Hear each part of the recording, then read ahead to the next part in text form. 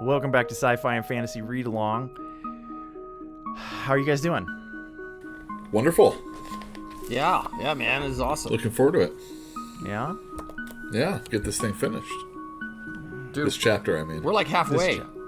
We are like halfway through the book. Oh yeah, it's just perfectly on my desk. What, the book? Yeah, it's just like that, open. It's like balanced, yeah. It just, falls Very open. balanced. In fact, recently I purchased Haines's shorts that have ballants. What?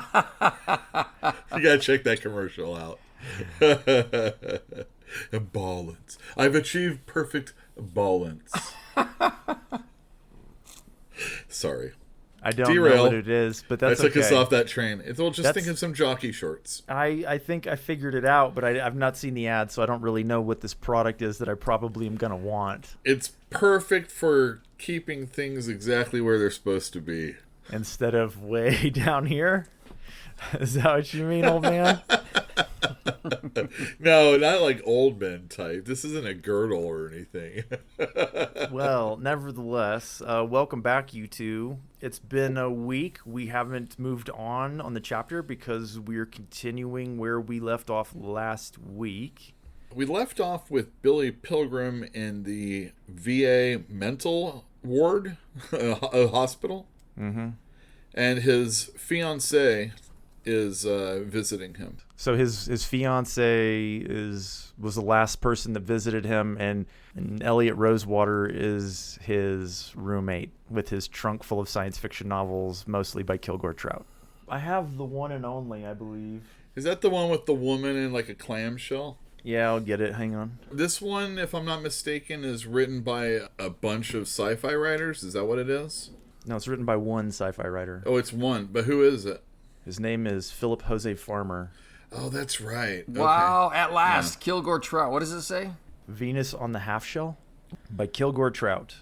Vonnegut was not happy that this was written. They asked for permission to publish it, and he was not impressed. He did not want it published. And then Farmer said he was going to publish it whether he had permission or not.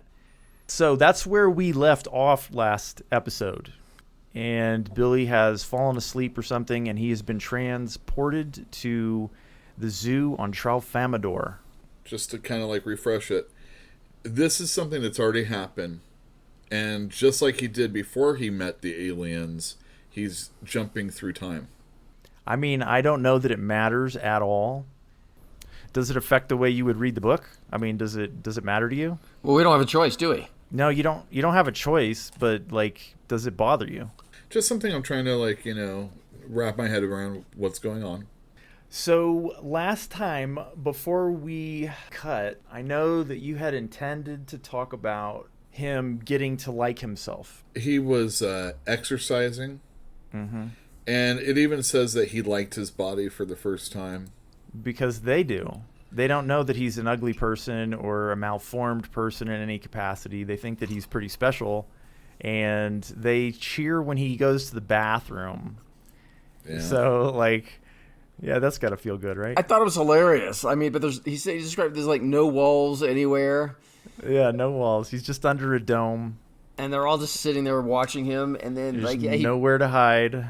he takes a leak, and they're like, they thunder in applause. They absolutely go nuts. And then he's brushing his teeth and doing all these things, clipping his toenails, and whatever. They like it. They think it's pretty cool. But they've got like a zoo guide there interpreting everything he's doing and describing it and explaining it to the other 12 Famidorians. But you got to wonder, how does the zoo guide, understand what's really going on? I assume Billy has had to explain it before.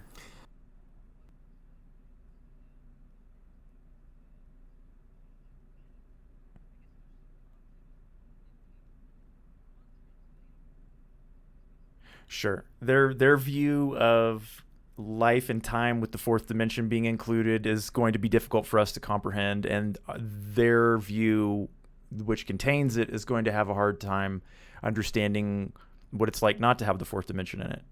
Whatever. They do try. There's a apparatus. It actually reminded me of like a Stanislaw Lem novel or description, because he draws these crazy robots that are just impractical or ridiculous, right?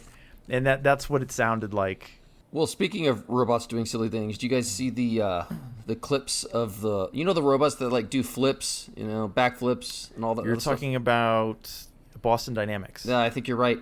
There was a new thing they did. They did a parkour together, and I'm like, wow, it is. And when they slip and fall, like their motions are exactly the way a human being would slip and fall. It is just freaky.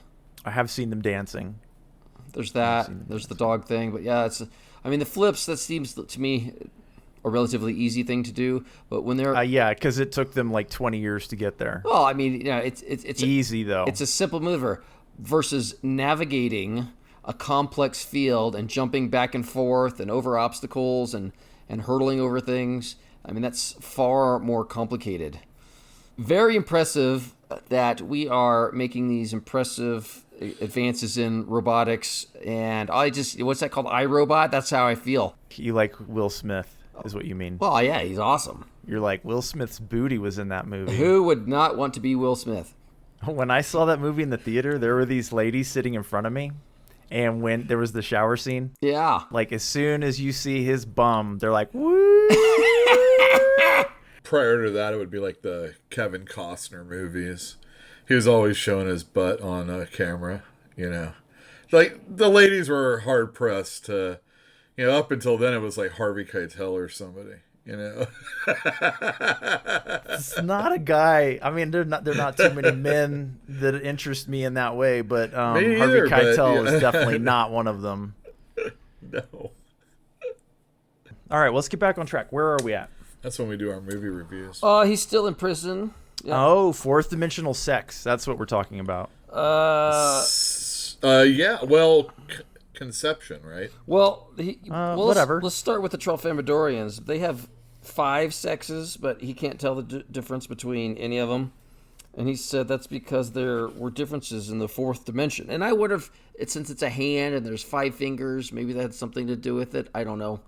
Maybe that's just coincidence. But when they got onto the human part, that was just gibberish. And I actually think Kurt Vonnegut did a really good job of explaining it in absolute gibberish. Or he's like, I didn't understand it. And I'm like, I don't understand it either. Again, like anything that has to do with the fourth dimension, we're not supposed to understand it. It's just there. He gives us some details so that we can chuckle, I think, is really what we're after. Human beings have 7 sexes that are required to reproduce, but 5 of them are in the fourth dimension. And they gave him clues because they didn't want to tell him outright how it worked. They were just like, here are some clues.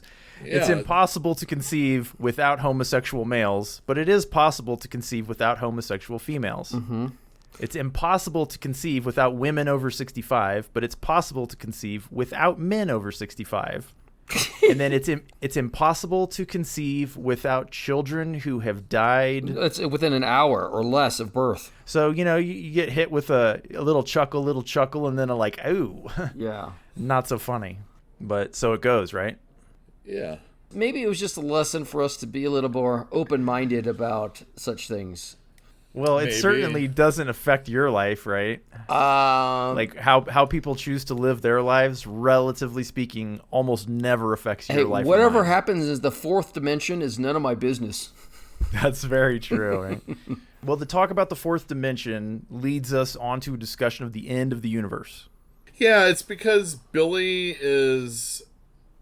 I don't know. Is he embarrassed? He's morose about how we're so violent. He thinks, he just came from a war in one of his timelines. So, he thinks that humans have some kind of monopoly on, warfare. Yeah, exactly. And, he gets into this whole conversation. And they close their hands over their eyes when he's talking about it. And then he's like, I know what that means. You don't even have to tell me. It means I'm being stupid right now. Yeah. And so they, it goes into conversation. It's kind of like the conversation in the first chapter where the narrator is talking to the movie person about doing a book about a war. Yeah. And how it's, just a whole bit, may as well do a thing about a glacier. And then he's talking to these the aliens, Famidorians, about this. And they're like, look, we see it all. Stuff that's happens is going to happen, and there's nothing you can do about it.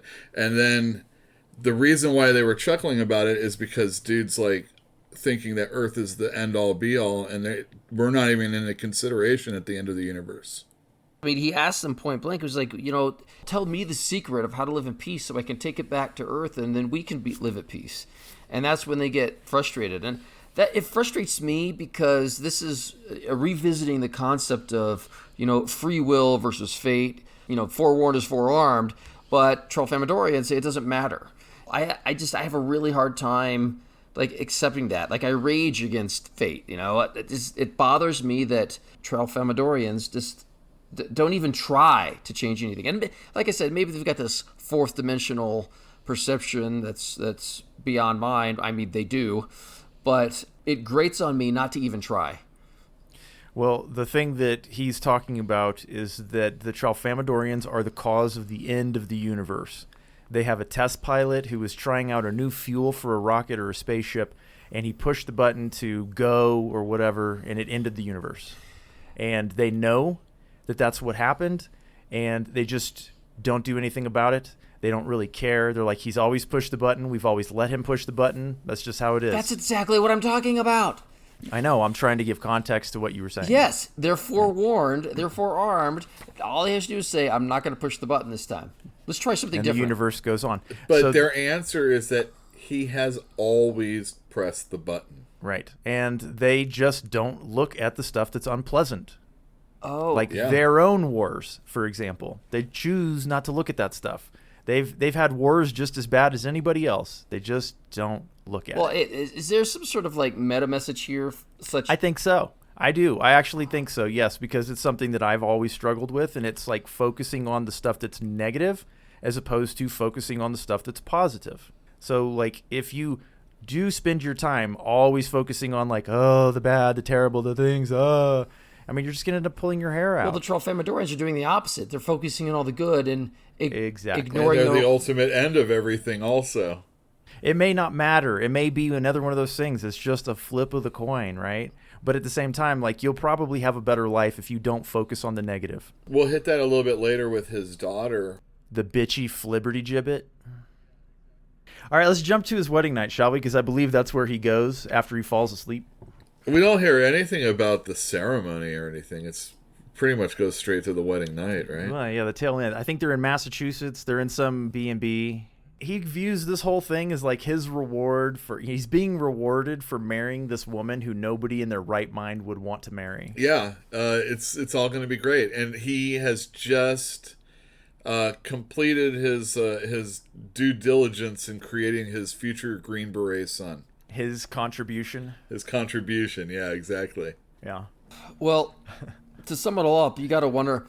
I mean, there was financial and professional reasons why he would bite the bullet and marry this woman, but that's you. That's not him. That's you. Yeah. Well, it is that it's a lot of married people who marry for advantage or convenience or social gain or whatever you want to call it. You remember that he said that he'd seen the vast majority of his married life already and none of it was too bad. Yeah, that's what I'm that's all kind of okay. That's what I'm getting to. Is he was forewarned and forearmed and he's capable of making choices. And it's the kind of the opposite of the Famidorians. Because he has seen the future, he knew that it was at least bearable. He still doesn't make any choices in life. He chose to marry her. I don't know. He didn't. Remember, it was in the last episode, this chapter, we had come across that part where he was startled that he was asking her to marry him. He was like, "What? I've obviously gone crazy because nobody would do this." Well, it's it was beyond his control. No, I thought it was more I can't believe I'm doing this. As in, he's oh, can I really go through with this? But he said it was a symptom of his madness. Yeah, well, I remember him Billy Pilgrim doesn't think that he has any. He doesn't think he can affect the past, the present, or the future. Oh, is that what that means? He's a floater. I think so, man. I really honestly believe that he's not making any choices. He's just coasting. What you're saying right now is consistent with something else we brought up in the past. And I can't remember the context at this time, but we've said something else. He's kind of floating through life, and life is happening to him. He's avoiding conflicts at all possible costs. Going through the motions. It's come up a lot of times. It's not just one incident. They're numerous. Some people, who I may know, would marry her in a heartbeat. Oh, yeah? Right, and she's described as huge. Yeah. And she takes up most of the bed. Do you think that the mention of the name of the boat, the Scheherazade, has anything to do with what's going on? I don't know the 1001, what is it, Arabian Nights? 1001 Arabian Nights. Yeah. Yeah. I mean, I'm sure I've seen a Popeye episode that might have had one of the stories in it. Well, but... I can give you a summary of how the story is fashioned. Go ahead. Okay. So there is a sheik, I suppose he would be called, and he has been cheated on, and so he has killed his wife or exiled her or whatever. And then in revenge on women, he every night takes a new virgin, sleeps with her, and kills her. And then eventually nobody's left to be married, right? There's no women left to marry. So I think it's like a servant of his or somebody that works for him is like, well, I have a daughter, and it's this girl named Scheherazade. It was the daughter of a vizier or something. Which is a court advisor. Yes, something like that, yeah. Okay, so it's an employee of his. So anyway, she volunteers for this job, essentially, of like marrying this unhappy, bitter murderer. And she begins by telling him a story. And the story is enrapturing, right? It's a very, very good story. He loves it. But she finishes about halfway through. The sun's coming up, and she's like, well, that's it for tonight. And time for bed. So he's like, okay, well, I'm not going to kill you tonight, but you have to finish the story. And when you're done finishing the story, I'm probably going to kill you. So good night. And they go to sleep. So the next night, she finishes the story, and she starts another story, which she also only gets halfway through. And it's such a good story that, again, he can't kill her. So she does this for 1001 Arabian Nights. And by the end of it, he has fallen in love with her. It seriously is a good story. Well, she ran out of stories to tell. And she admitted it to him. She's like, I'm out. That's it. That's all I've got. And he's like, oh, sweetheart, I'm not going to kill you. Well, no. Oh, what a love story. But the boat that drives by in the middle of the night that's peopled, it's like there's a beautiful young man and woman who are also on their honeymoon. They go by, and they're on the boat Scheherazade. When the beautiful people were passed, okay, she says to him, do you ever think about the war?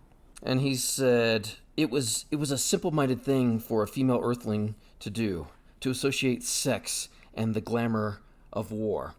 And I to me, that was a really powerful statement, because even men do it.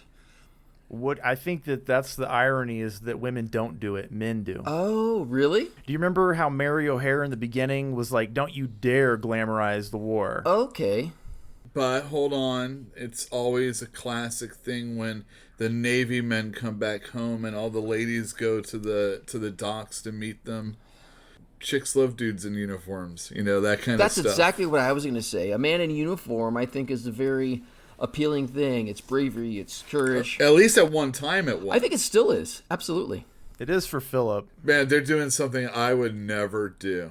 I mean, maybe I'm wrong, but I never really considered that women glorify war. I don't think they glorify war. It's like associating sex with a soldier. And they look at somebody who's like powerful and courageous and capable and strong and all these other amazing things. And she says to him, I'm proud you were a soldier. And he says to her, good. Good. Kind of like, eh. And the funny thing is that here she is, very imperfect in her size and to him. And he's seeing this really wonderful couple float on past. And she's proud of him for being a warrior or a soldier. And he was anything but a soldier. That's true. And the key part for me is when he says, it would only sound like a dream if I explained what it was like. And he says, other people's dreams aren't interesting to other people. That's true. While they're talking about the admiration of war and, the romantic attraction to it, that's when he had that little speech, which I love so much, and I wanted to share with everybody. He said, and in a tiny cavity in her great body, she was assembling the materials for a green beret, which is exactly the product of her romanticism, which is producing another soldier. She asks, was it awful? And he says, sometimes. And I'm going to read this. It says, a crazy thought now occurred to Billy. The truth of it startled him. it would make a good epitaph for Billy Pilgrim. And that's on the other page, right? Where it's a drawing of a tombstone. Yeah, I didn't know what to make of that. It's a tombstone that says everything was beautiful, nothing hurt. On my tombstone, I want a big bas relief of a D20 with a 1 on it. That's a pretty good one. Is it time for us to pass back into the war now? He got out of bed, said, "Excuse me," went into the darkness of the bathroom to take a leak. And then he was in the prison hospital. And he had to take a leak. And he had to take a leak. And he's high on morphine. Exactly.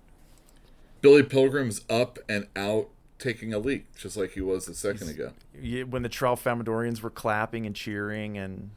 Oh my God, it's 3-piece scenes is what you're telling me. It went from Tralfamadorian till he expelled his seed, and then he's peeing, and then this whole episode, or part of half of the chapter is all about his There's weenus. more. There's more, too. There's so much more to talk about when it's his nether regions.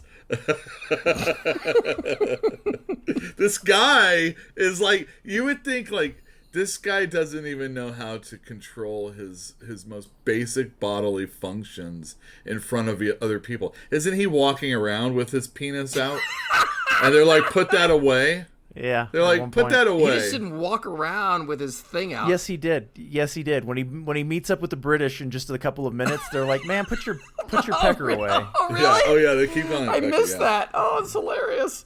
Later on, there's that whole train thing, and then it's underneath the sheets of the bed, and it's like, God dang, this guy.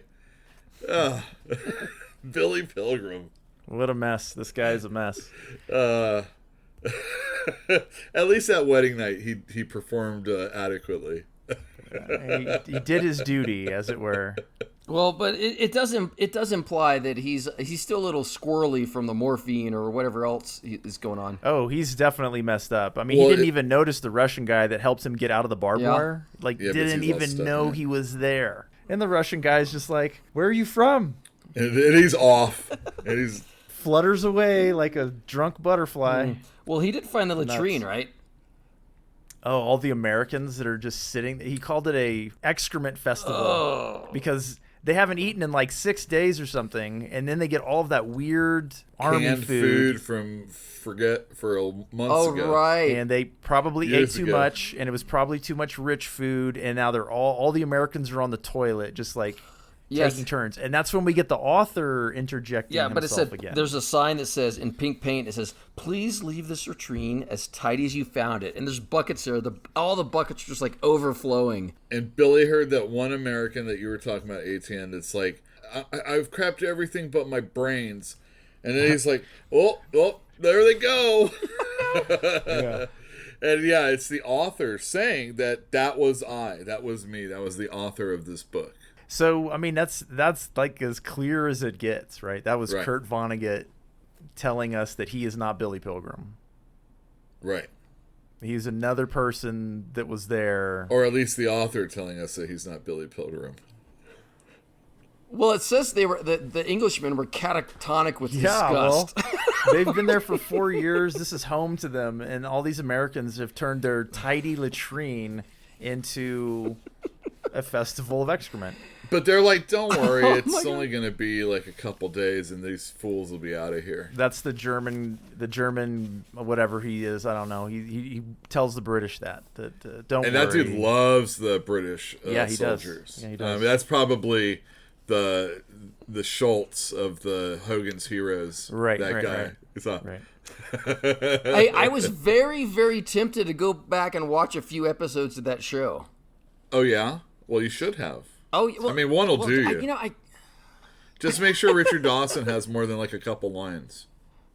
Maybe so, but I was looking at some of the the paid Outbrain stuff, and that was listed as one of the 20 worst sitcoms ever. What? I know. I disagree completely. I mean, who makes up? Well, these, I mean, you want to put something that's recognizable. Called clickbait. Yeah, well, there's that too. I know, and I clicked it. Yeah, you did. I clicked it. You did. All right, so Billy Pilgrim wanders back into the hospital area of the British holdings inside the concentration camp, and he travels back to his honeymoon and to sleep. Well, this is the part where he's on the train. This is back when his father died, when he's going from the training to Ilium. He's going from train to train, and he says, oh, they moved really slow. And there was one time where his legs were splayed, and he was, like, facing the dinner car. And he gets woken up by the porter, and he's told that you must have had a good sleep. He's all, oh, yeah. And he's all, yeah, it looked like you had a heart-on. And I'm like, oh, my God, everybody. All right, so if it was noticeable that dude had a heart-on, yeah, and he was facing the dinner car.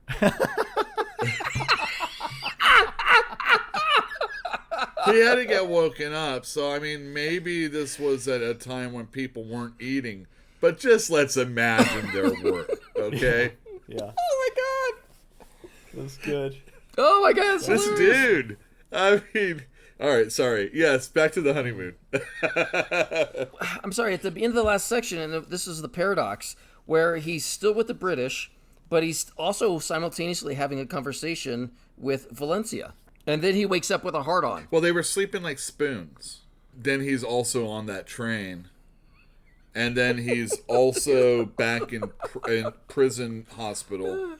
And then someone gets brought in, and that's the dude who wants to kill him. And I don't even know if he really knows that's Billy or not. Yeah, he doesn't even know who he is yet, but he wants to kill him because of Roland Weary. He's coming to the hospital because he got his arm broken by an Englishman for what he was going to steal cigarettes under his pillow. Yeah, he's the guy that had suffered from a plague of boils and etc. Like his teeth are rotten, his bones are rotten. I wonder if Valencia would be all down with him for being in the war. Old Lazaro. Well, let's talk about the Howard W Campbell Jr. guy. Sure, he was an American. He was an American. Yeah. He went over to Germany during the war, for the war. And he was ultimately hanged, right? Is that what it was? He hung himself. Oh, that's right. The author later made it sound like he was made to hang himself. Given the option to do it yourself or wait till we do it tomorrow morning. Well, he said he hung himself while awaiting trial as a war criminal. So Right. it goes. But, you know, I saw it. I read it. I didn't have any idea what to make of that. I mean, it was kind of a tedious part for me, and it's a lot of dishing out kind of negativity on Americans, saying how like self-pitying they are. And that line earlier about like the Americans, oh, they're worse than the Russians. The British are there having a good old time being prisoners of war, and I think that is actually crazy compared to the Russians who are starving to death and who are miserable. And like, don't you think that if you were a prisoner of war and you were starving to death, like you'd be kind of on solid footing if you thought life sucked? Yeah. I don't know what you mean. What do you mean? I think this entire section with all of the stuff that Campbell is saying about American soldiers, like justification for how they're behaving, like it all makes a lot of sense. Like that's how you should be, you know? Like I don't know about the socioeconomic stuff that's there. It's Russian to me. I don't get it. But calling the Americans self-pitying, it's kind of like, what? They're not good sports about being prisoners? Should you be a good sport about it? Is it a game? Is this a game? Like, because I think to some people it's a game. And I think the British are portrayed in this book as though it's just kind of like a hurrah. You know, like, oh, well, we're captive. Now we're just going to ha. Sure, with the exception of the fact that a lot of the warring was going on in their country, right? I mean, they were getting bombed like crazy. I mean, what I mean is like, you know, the Americans, you know, you got to sign up and get drafted. You know, we're going to pull all our weakest people that can't dodge this, and we're going to send them over, including our baseball and football heroes at the time, you know, and stuff. It was even people that were younger than they were supposed to be going over there. That's the same kind of stuff that Mary O'Hare was unhappy about. That was people saying, like, I volunteered for the war at 14. They were glorifying war, and Vonnegut not into that. That was Audie Murphy, and he was a war hero, but he entered at 14. What do you think is important that Campbell said, though? Because Vonnegut spends a lot of time on Campbell. Like, it's pages and pages, and it was boring. Well, let me skim that real fast. Yeah, go that for section. it. Do it. By all means. This is where he discusses America economically also. Yes. And he talks about how this is the problem with America.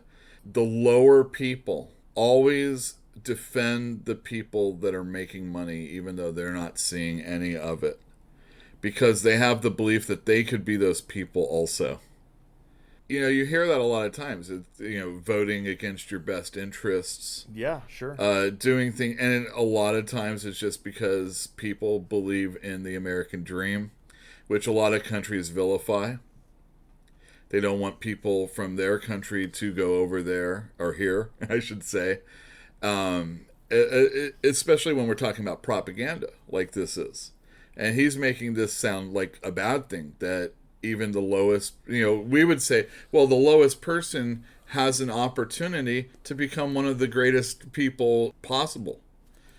But you can't get that in other countries, But they're saying, look, these people are so in believing that they can, obtain this, that they will hurt themselves to make that happen. As an example, so Americans came out of World War II with this concept of superiority, and it carried over for several decades after that. And I still not gone. I know. All right, we've got our nose bloodied a few times though along the way. Some like with this last week as an example. You're talking about the military. I call it America as an example, but the military, as an extension of the U.S. government, has had its nose bloodied a few times. And I think this was written in the 1960s. I think this is a counterpoint to the hubris of American military sense of superiority, if that makes any sense. And I think there's lots of things in there are true about human beings, about American generalizations, and I think they're exaggerated because it's propaganda. But I think it is propaganda. Yeah, there is a lot of truth here, and several points in here. You need a truth, though. Yeah. Got to spin something. Yeah, right? no, that's fine. That's fine. But a lot of things in here are true of pretty much all civilizations and all human beings, and it's not. We don't have the corner market on human nature. It's just he points it out in a way that says the Americans are like this, but really it's X% of a population pretty much globally is going to be a little bit of kind of S-bags. You know what I mean? Sure. They go on and they slam the military. They say every other military is everybody's well dressed and they're properly taken care of. And look at these American slobs hobbling together anything they can. Again, I'm saying we're coming from far away to fight in this war. That can't be easy. Well, it's just the other side of this coin is you British SOBs, you should be thankful that we are here to help bail you out. And That's right. But he was not British. He was an American, and he was working for the Germans. Yeah, that's true. But this whole section kind of mirrors what the British were thinking at the very end of the last section. Well, I mean, yes, it's designed to kind of amplify, I think, what the British were feeling. Exactly. So that was the segue into this section, the Campbell section. I walked away from this section feeling like the British and the Germans were just playing a game, and everybody else was. I mean, that's just how it seemed, like they were so happy to be prisoners. Well, that's funny you should mention it, because I kind of felt that way. Like the British soldiers here had this they were on this island oasis of wealth, of resources, right? And the Germans were butting up with them and so on and so forth. And while the Russians were all around them, this. Did you notice that they had a piano? Yes. Yeah. The British have a piano. Yes. And they talked about this, how the Germans just treat them, they leave them alone, if nothing else. They liked them. That one guy was hanging out with them, buddies. Precisely. And I think this might have a little bit to do with European politics versus the introduction of Americans. They're like, hey, it's like you're our cousin 4 times removed. Like, we don't like you, right? You don't pay. It's like the only time you play a part in our politics is when you want to come and poop all over it. Boy, did they. Boy, did they. Yeah, they did. So I don't know. I don't want to meta read into this. I can't read any more into it. What do you guys think? You did better than I expected any of us to do. So congratulations. I think that was pretty nice. Oh, well, thank you. I think that was pretty nice. Pretty nice. Are you guys, Yule, do you have anything you'd like to add, or are you ready to move on? No, I like how when he transports in time, he wakes up a widower. Okay, so he's fallen asleep and he's woken back up in Ilium. He's being yelled at by his daughter again. The Flibbertigibbet. When she's the bitchy Flibbertigibbet, yes. Yeah, 167. So, all the way back then, she was yelling at him for what?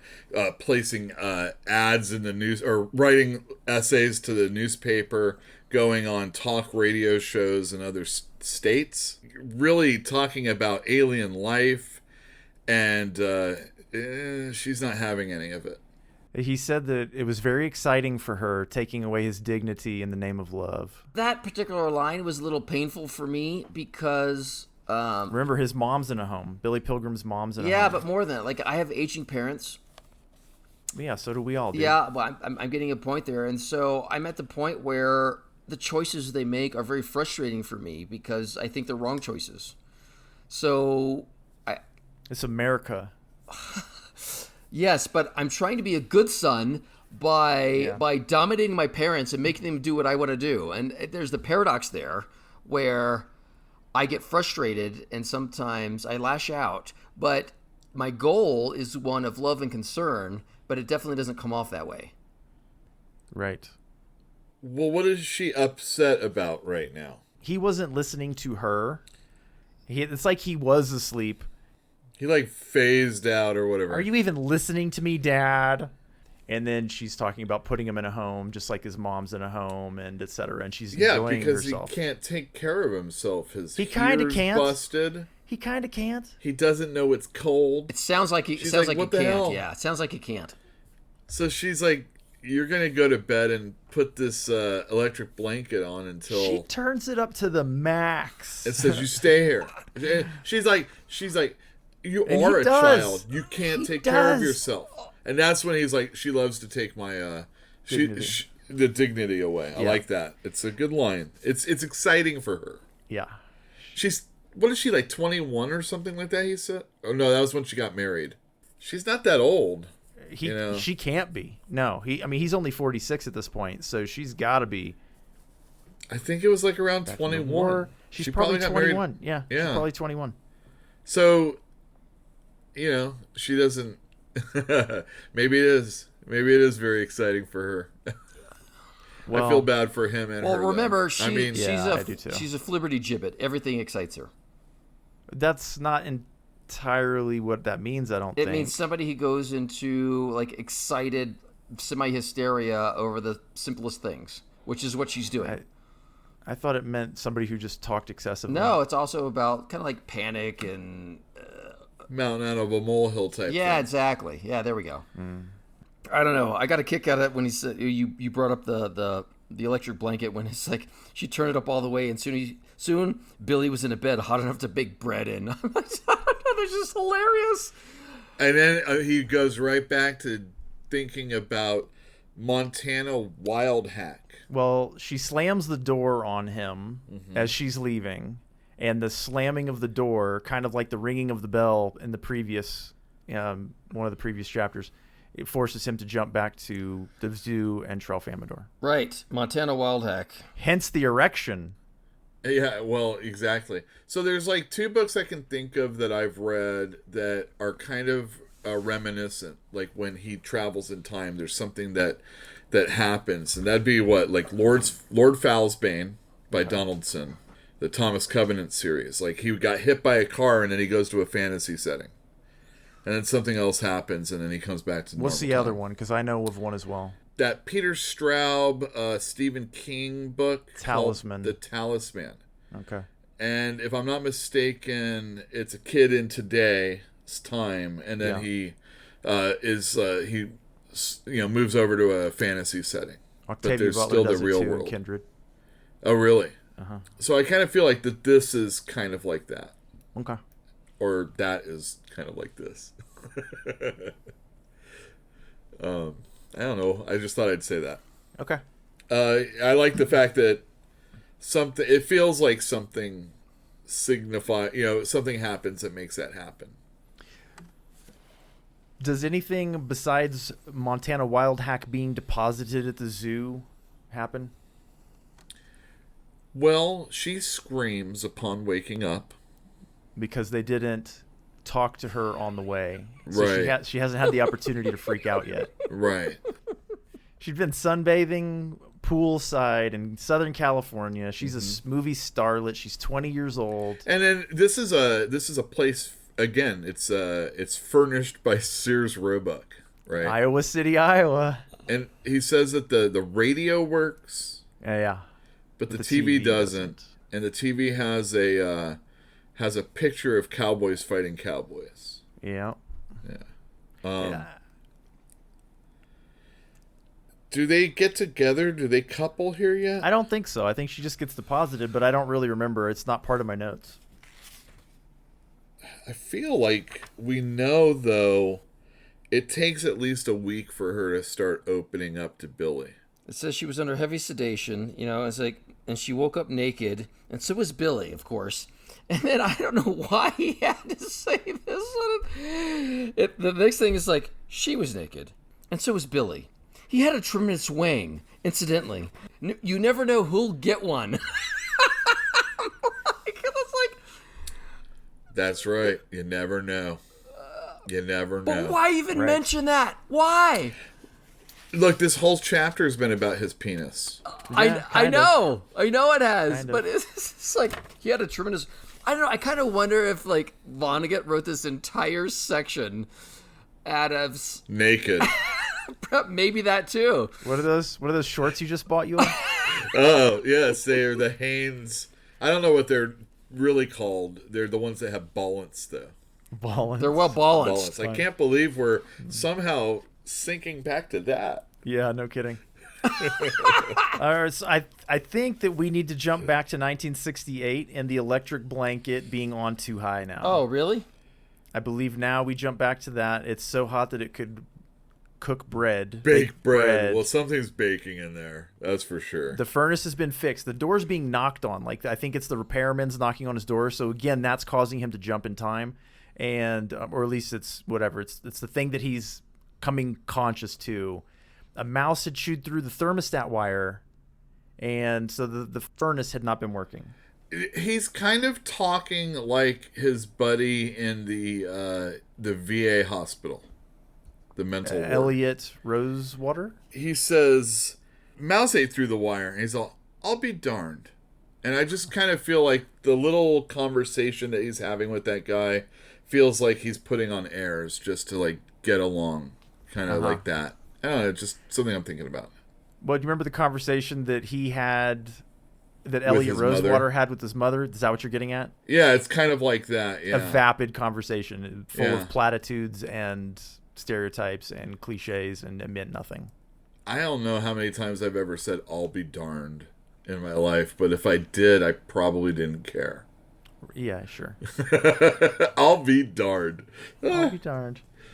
Okay, so Billy decides to go back to work at this point. no, you gotta Oh, be this is a bad move. No, you're skipping the part where Definitely. yet again it says on the morning after that wet dream.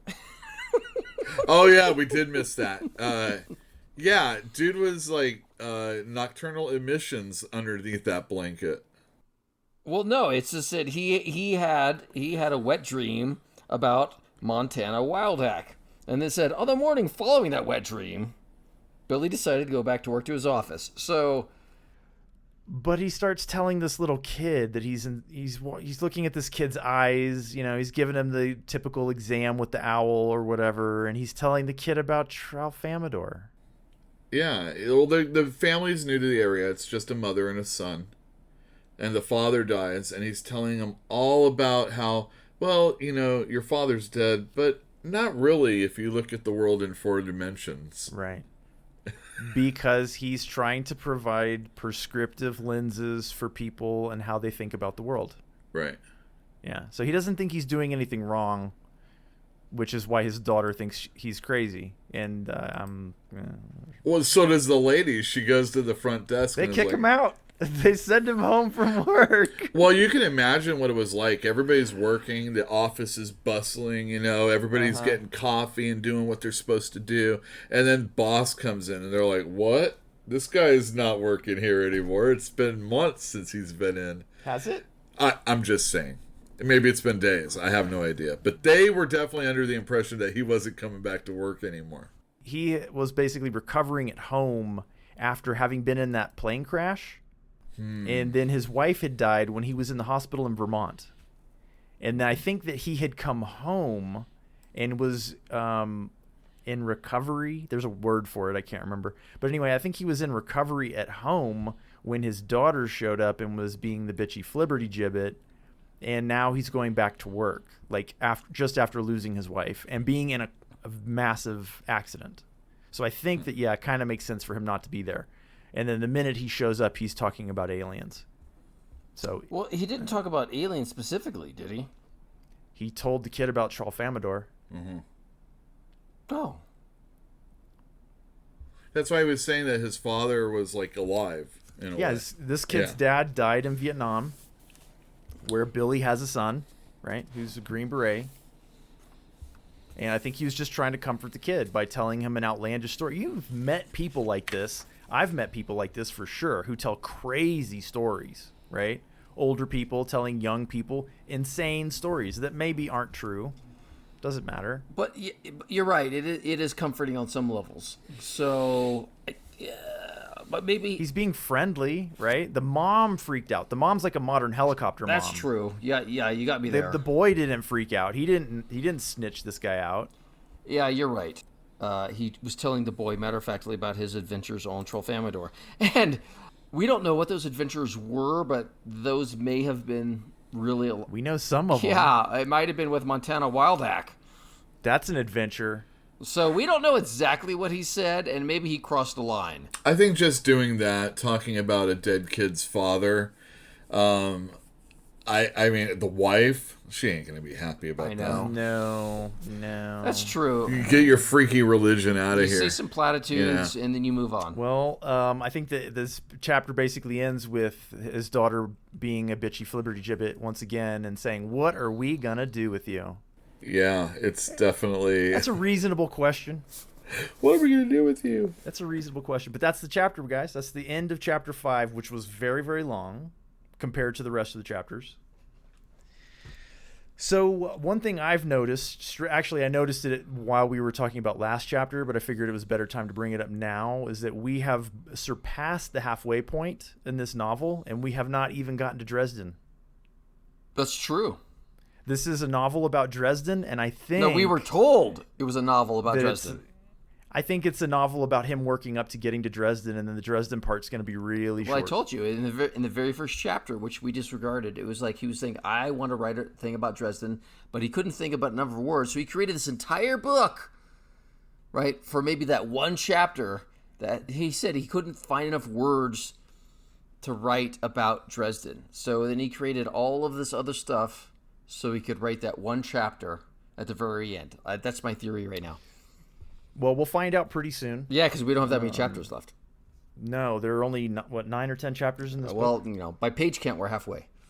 More than halfway. So there is a 10th chapter, but it's only like 5 pages long. So we're probably only going to do 10 episodes, and we'll cover the last 2 chapters in one episode or something like that. Fair? Seem reasonable? Yeah, well, you know, whatever you say, bus driver. Unless we've run long. Who knows? Run long. We might just do like a last chapter and then like kind of talk about the book in general. Sure thing. And that might make it run long. Yeah, I can tell my ridiculous remembrances of other works that this reminds me of. Well, Sure. you know, since we're at the halfway point, do you guys want to talk about how you're feeling about the book at this point? Yeah, I can do that. Yeah, go for it, Yule. I'm loving this book.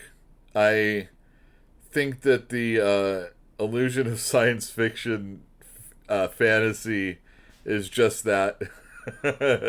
It's so he can sell something a little bit more, I don't know, maybe outlandish, or maybe force his beliefs on us in such a magical, mystical way as another alien life that sees things in the fourth dimensions. And it also, in a way, is maybe a way that we can forgive ourselves for the things that we did in that war and all that other stuff that we do in wars and in life. I don't know if it's necessarily a mantra going through that is something that we should aspire to.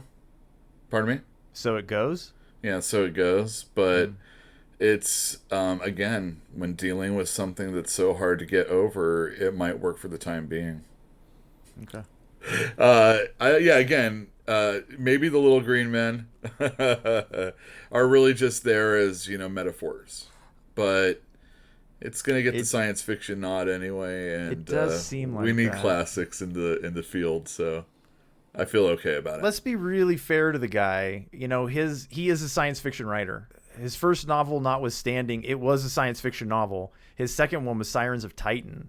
So, I mean, that is hands down science fiction. And the stuff that followed it was too. So there's no question about his provenance. His place in the, right? He's a sci-fi author. And he just happens to be really good, and people outside of the genre like him as well, so he got elevated. Well, this is the only Kurt Vonnegut book I've ever read, and I'm only halfway through it. It's hard for me to appreciate what he's writing because I don't have a context for his writing style completely, and I don't think this might not be completely representative of his writing style. Do you know what I mean? It's pretty representative. Is it? Certainly for the first half of his career, I would say, yeah. I'm having a hard time getting into this, and maybe that's because I'm a linear thinker. Maybe it's because you're not reading it fast enough. I don't think that is it at all. I do. Really? I absolutely do. Sometimes I think speed with which people read books, I mean, like, we're not doing ourselves a service by reading this book slowly. By dissecting it? No, it's not that. It's that we spend a week between chapters. Whereas you could sit down and read this book in an afternoon, as Yule has done. Mm-hmm. It's very possible, and it would probably read just like a breeze, and you would be, oh, this is lighthearted. It's kind of funny. And sometimes it's even hilarious. There's definitely parts in here I really, really find appealing, but there's snippets, tiny little snippets of how he describes something or how he mocks something like that. But as a book as a whole, I'm not into it. I'm not satisfied. I'm plowing through it with vigorous academic enthusiasm, but I'm glad it's not 800 pages. I hear you there. I don't want to read too many 800-page novels. No, and it's not I'm very thankful I'm reading this book because I want to comprehend. I want different perspectives. I want to understand why people reference this book in other works. And when you think about how it impacts me, good or bad or ugly, I think about the phrase "so it goes," and it's been in my mind a lot, right? When I want to whine about something, about a first world problem, I find myself catching myself. I'm like, oh, so it goes. So whether I like it or not, I think this book has already had a positive impact on my outlook on life. So, I mean, I will enthusiastically read the rest, but I'm frustrated because I don't comprehend the first half of the book. Not really.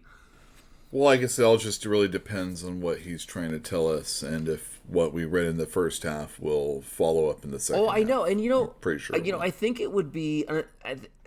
There's a trap here, and I think the trap for us is if you're reading this book for the very first time, you don't fully comprehend what Vonnegut was trying to say without cheating, right? We could look at the Cliff's Notes and we could cheat and we could get these insights into how he described things or why he wrote it that way. And we're not doing that. We're going into this blind.